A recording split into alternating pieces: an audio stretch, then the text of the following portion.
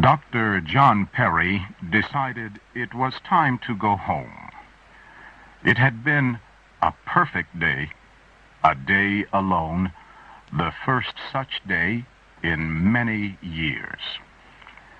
He had filled his bag with all sorts of seashells, enough to study for months. He picked up his bag of shells and walked toward the edge of the island. He came to the sand reef that connected the island and the shore of the mainland. He stopped for a moment to enjoy the sunset on the ocean water. Then he began to walk along the sand reef toward the shore. The gray colors of evening were beginning to spread across the ocean and the sand. He hurried on. Then, suddenly, he stepped into the water.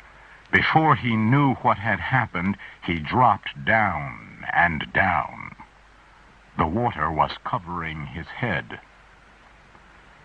He rose to the top of the water, struggling to get back on to the dry sand. He felt the water rushing about him. Somehow he got on to the sand and sat down wet and surprised at his sudden drop.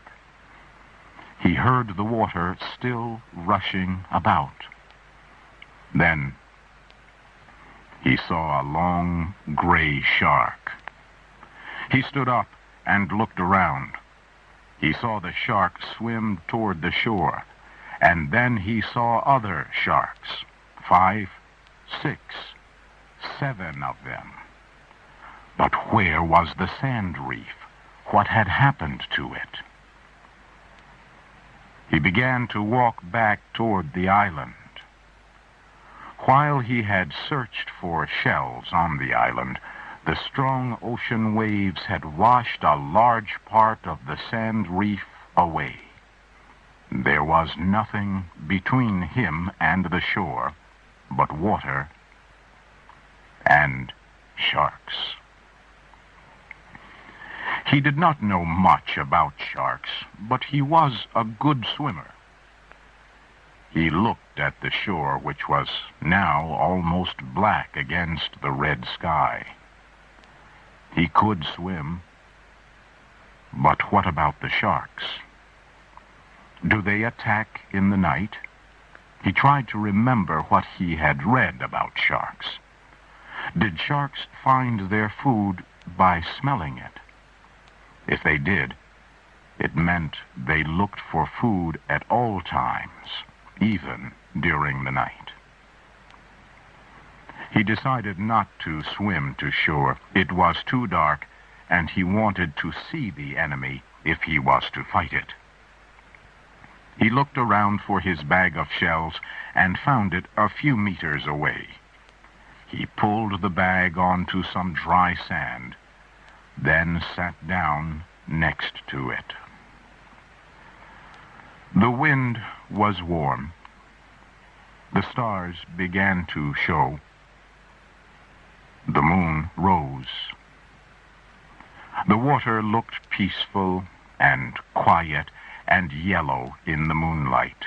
The gentle noises of night soon made him sleep, but not for long. Most of the night he lay down and looked up at the stars, thinking. He thought of wood for a fire, wood to signal for help, but there was no wood. He thought of the sharks. Would they go away during the night? At last, he thought of sleep. It came at last. He slept until the sun rose. He felt stiff when he got up. He moved about, then looked at the water before him. It was clear and green.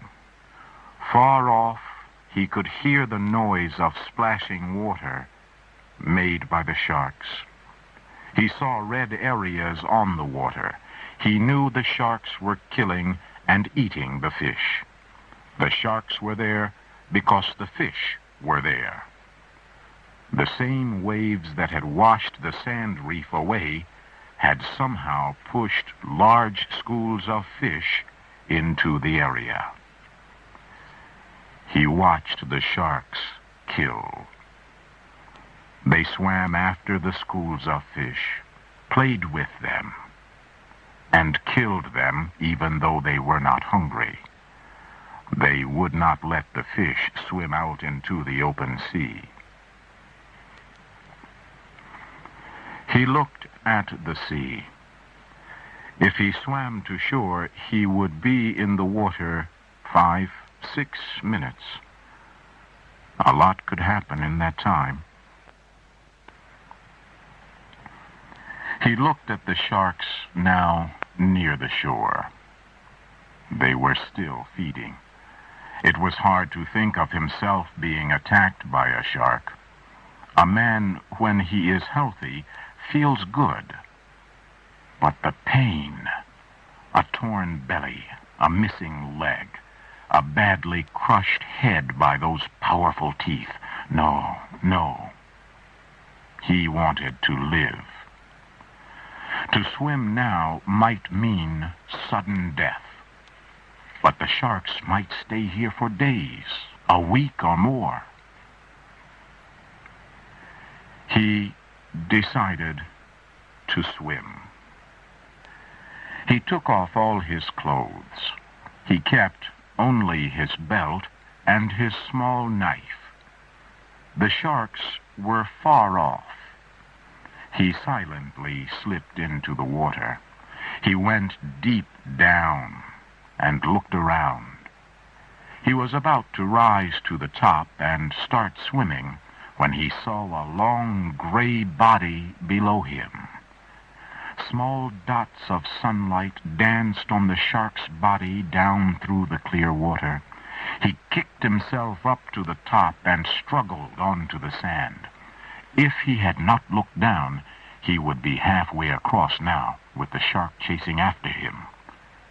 He did not think of the rest.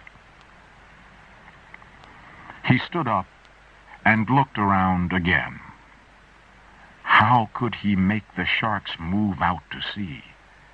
If they swam out to sea, he could swim to shore before they saw him. He saw the sharks rolling and playing. Their hunger was now gone. They were killing for fun. How could he make them move? He pulled his knife from his belt. Sharks can smell blood, he thought. He put the knife against his leg and cut deep into the flesh. The blood ran out. He caught it on his white shirt. When the shirt was red and wet, he tied some cloth around his leg to stop the flow of blood. He tied a long piece of cloth to the shirt, then walked to the edge of the sand. He threw the shirt into the water and pulled it with the piece of cloth. The sharks smelled the blood. They came racing toward the shirt.